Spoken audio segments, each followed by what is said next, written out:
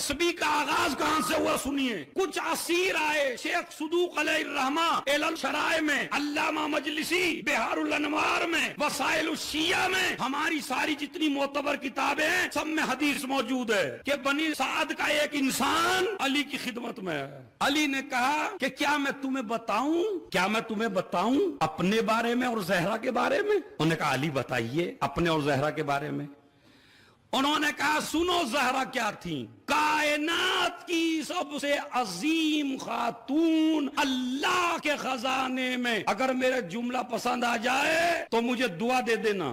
اللہ کے خزانے قدرت میں بھی ایسا انمول موتی نہیں ہے جو فاطمہ سے قیمتی ہو. اما پورے اشرے ایک طرف، یہ جملہ ایک طرف. خزانہ قدرت میں بھی فاطمہ سے قیمتی موتی کوئی ہے نہیں. اچھا جب خدائی کے خزانے میں نہیں ہے تو پھر کہاں ہے؟ علی اور فاطمہ سے قیمتی اللہ کے خزانے میں کوئی شے نہیں. چلیے، زہرا اتنی قیمتی ہونے کے باوجود اپنے گھر کا کام مولا کہتے ہیں خود کرتی تھی. زہرا اتنی عظیم ہونے کے باوجود اپنے گھر کا کھانا خود پکاتی تھیں، اپنے بچوں کا لباس خود دھوتی تھیں، اپنے گھر میں جھاڑو خود لگاتی تھیں، چکی خود چلاتی تھیں. سمجھ رہے ہیں آپ؟ اور کہتے ہیں اس طرح جھاڑو دیتی تھیں گرد سے اٹھ جاتی تھیں، اپنا گھر کا پانی خود بھر کے لاتی تھیں. حد یہ ہے کہ چکی چلاتے چلاتے ہاتھوں پہ ورم آ گئی تھی.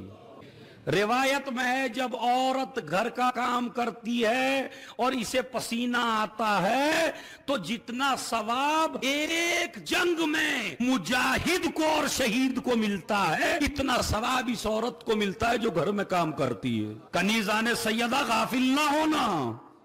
چلیے، فاطمہ گھر کے کام خود کرتی تھی. اس کا مطلب ہے اگر عیب ہوتا، اچھا میں دلیل بھی آپ کو دیتا ہوں، شادی کرنا اس میں بھی کوئی عیب نہیں ہے، عورت کا کمال ہے شادی. بعض عورتیں ایسی ہم شادی نہیں کرتے، ہم تو عزاداری کرتے ہیں، ماتم کرتے ہیں، مجلس کرتے ہیں، نماز پڑھتے ہیں. حیدرآباد والے کہتے ہیں بڑی مومنہ عورت ہے. اس سے بڑی مومنہ نہیں، دن رات مرثیہ پڑھتی ہے، مجلس میں رہتی ہے. اسلام کیا کہتا ہے؟ ایسی مومنہ نہیں ہے چاہے وہ سجدے میں مر جائے. جب امام کے سامنے مدینے میں ایک عورت کی تعریف کی، مولا پانچویں امام سے، اے پانچویں امام، مدینے کی ایک عورت سب سے بڑی مومن ہے. نبی نے کہا، اس کے امام نے کہا اس کے ایمان کی دلیل کیا ہے؟ کہا اس نے عبادت کی وجہ سے شادی نہیں کی. تو میرے مولا نے نہ قرآن پڑھا، نہ حدیث پڑھی، نہ کوئی روایت پڑھی، ایک دلیل دی.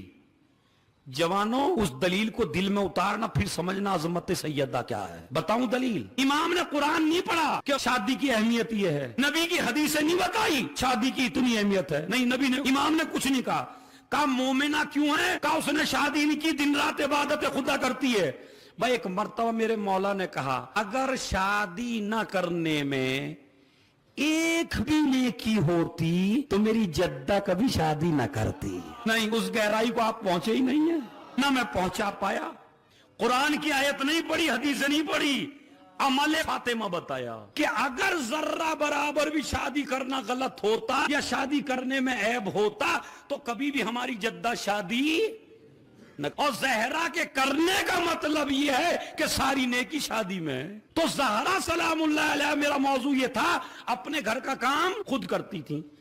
جب زہرا کمزور سی ہوئی، سمجھ رہے، اور گھر کا کام خود کرتی ہیں، ابھی فضا نہیں آئی ہیں، تو کچھ اسیر آئے. علی نے کہا زہرا جا کے اپنے بابا سے سوال کر لو کہ مجھے کوئی میڈ دے دے، کوئی نوکرانی دے دے تاکہ وہ تمہارے ساتھ کام کر سکے، تمہیں مدد مل جائے. اب چونکہ شوہر نے کہا تھا تب گئیں، خود نہیں گئیں. پہنچی، باپ میٹنگ میں مصروف تھے، کسی کام میں مصروف تھے.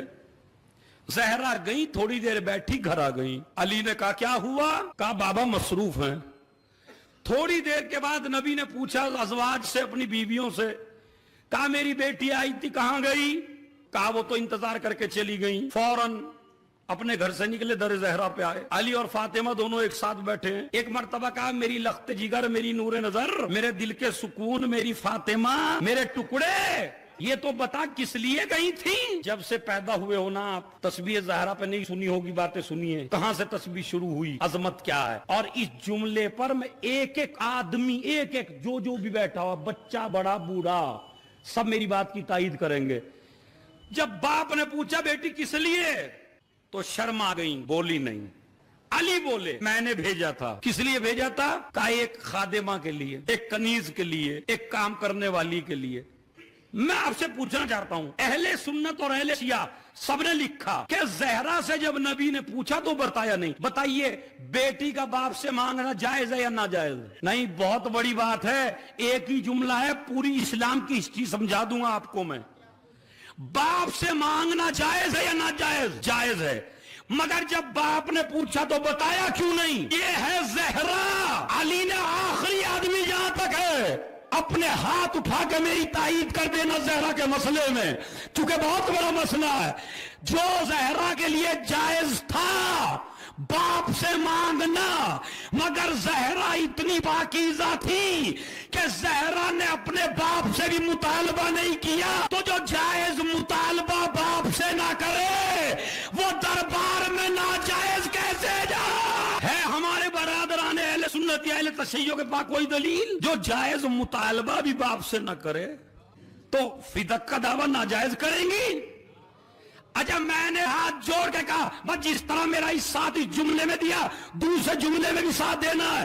میں نے ہاتھ جوڑ کے کہا شہزادی جب آپ کو پتا تھا کہ ملے گا نہیں تو آپ گئی کیوں؟ کہا میں گئی اس لیے تاکہ ہر حقدار کے اندر اپنا حق چھیننے کا جذبہ پیدا ہو. جب تک طاقت ہے مظلوم نہ بنو. مظلوم بننا بھی ظلم ہے. اگر طاقت ہے اور آپ مظلوم، دفاع کرو. اسی لیے جو میدان جنگ میں لڑتا ہے شہید وہ نہیں ہوتا جو وار ہلکا ہلکا کرنے لگے میں بھی شہید ہونا چاہتا ہوں. ایسے کو شہید نہیں کہتے. شہید اسے کہتے ہیں 100% دوسرے کو مارنے کی سوچے. اگر مر گیا تو شہید ہے، لیکن پہلے ہی سے سوچ کے گیا ہو مروں گا میں تو وہ شہید. ہاں سنیے یہ اسلام ہے. تو زہرا سے پوچھا نہیں بتایا. علی نے کہا خادمہ. اب نبی نے فرمایا تمام اہل سنت تمام اہل تشیع حضرات کہتے ہیں نبی نے فرمایا افلا اعلمکما ہوا خیر لکما من الخادم والدنیا وما فیہا.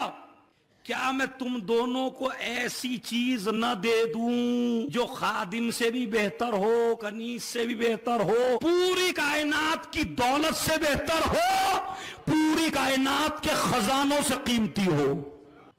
مانگا تھا کیا؟ کنیز. نبی کیا کہتے ہیں؟ چونکہ جیسا دینے والا ہے ویسی لینے والی ہے، تو ہر آدمی اپنی شان سے دیتا ہے نا. تو زہرا تو نے مانگا تو مجھ سے یہ، لیکن کیا تجھے ایسی چیز نہ دوں جو کائنات میں سب سے قیمتی ہو؟ تو ایک مرتبہ کہا بابا. اب بولی کہا رضیت عن اللہ وعن رسول، میں اللہ سے بھی راضی ہوں رسول سے بھی راضی ہوں، جو آپ فرمائے بتائیے. کہا جب تم اپنے بستر پہ سونے لگو رات کو تو 34 مرتبہ کہو اللہ اکبر، 33 مرتبہ کہو الحمدللہ، 33 مرتبہ کہو. بول دیجئے بھائی سبحان اللہ. 34 مرتبہ اللہ اکبر، 33 مرتبہ الحمدللہ، 33 مرتبہ سبحان اللہ. یہ کتنی ہو گئی؟ 100. مانگنے گئی تھی دنیا، نبی نے دے دی دنیا اور آخرت میں سب سے قیمتی چیز. اچھا اب میں آپ سے پوچھتا ہوں، اگر آپ میرے سے 5000 روپے مانگنے گئے اور میں نے تمہیں بتا دی کوئی دعا، تمہیں ضرورت ہے 10,000 روپے کی ہے یا تمہیں ضرورت ہے ایک گھوڑے کی یا گاڑی کی، اور میں کہنے لگا یہ دعا پڑھ لینا، آپ مجھے اچھا کہیں گے؟ کہنے دیکھو نہ دینے کے کتنے بہانے ہیں. اب بھائی اس سے کیا ہو جائے گا؟ میں بتانا چاہتا ہوں دنیا میں اور زہرا میں فرق کیا ہے. دنیا کی ہر خاتون ہوتی وہ بھی بولتی باپ سے، کوئی داماد اور ہوتا وہ بھی بولتا، مگر جیسے ہی نبی نے کہا تو زہرا کہتی ہے جو آپ نے تحفہ دیا میں اور علی اس سے راضی ہے، اللہ سے بھی اور آپ سے بھی. کیوں؟ اس لیے کہ ہماری غذا ہے مادی. ہم جب مادی چیز مانتے ہیں تو مادی چیز لیتے ہیں. زہرا کی غذا ہے ذکر خدا. ارے نہیں بھائی، اگر آپ غور کریں تو جب سے ایام فاطمیہ ہو رہے ہیں نا حیدرآباد میں، اس وقت سے لے کے آج تک کا سب سے قیمتی جملہ ہے. سن لیجئے کیا ہے، اگر گہرائی پہنچیے آپ جہاں میں لے جانا چاہتا ہوں. اگر کوئی آدمی مادی سوال کرے اور اسے روحانی جواب دے دیں آپ تو کوئی آدمی راضی نہیں ہوتا. مگر زہرا میں اور دنیا میں کیا فرق ہے؟ یا نبی اللہ نوکرانی دے دیجئے نا. کہا نہیں. میں نے کہا دوں گا تو ضرور، فضا بھی دوں گا مگر ابھی نہیں.